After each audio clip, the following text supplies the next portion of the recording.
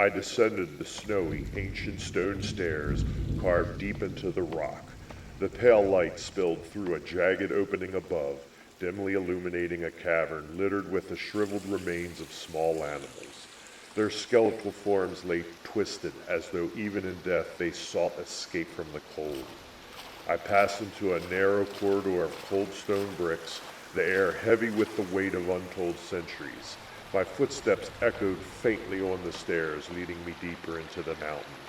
Along the way, rare mushrooms with otherworldly glows marked my path, leading me into an antechamber strewn with the shattered remnants of ancient pots and the skeletal remains of some hapless explorer.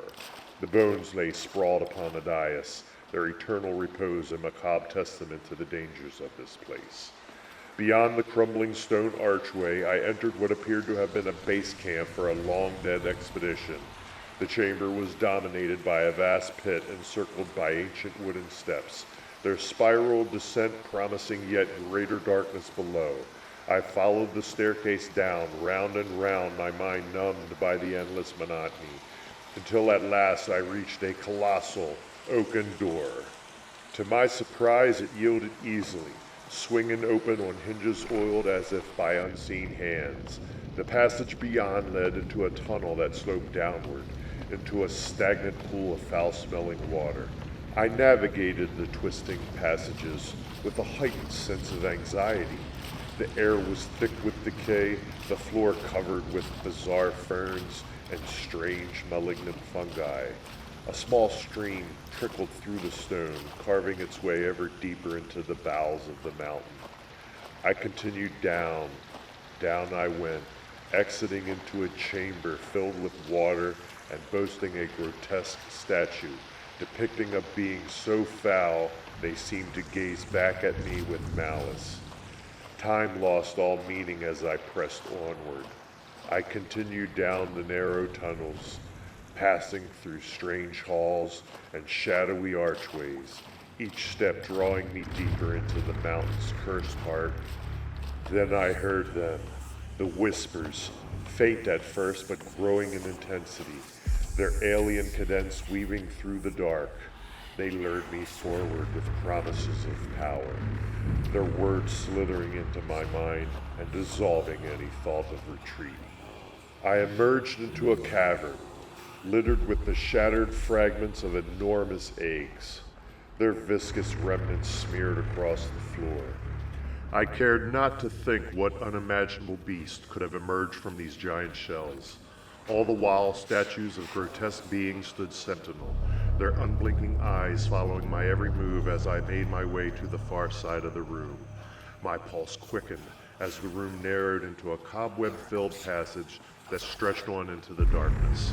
I pushed the gripping fear from my mind as I continued down this ancient hallway, thoughts of what fantastical secrets lie ahead motivating me forward toward an immense stone door.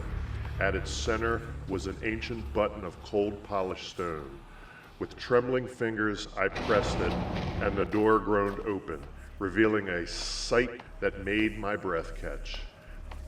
The chamber beyond was vast, its ceiling festooned with bioluminescent fungi, casting strange flickering shadows across walls etched with unnerving bas-reliefs.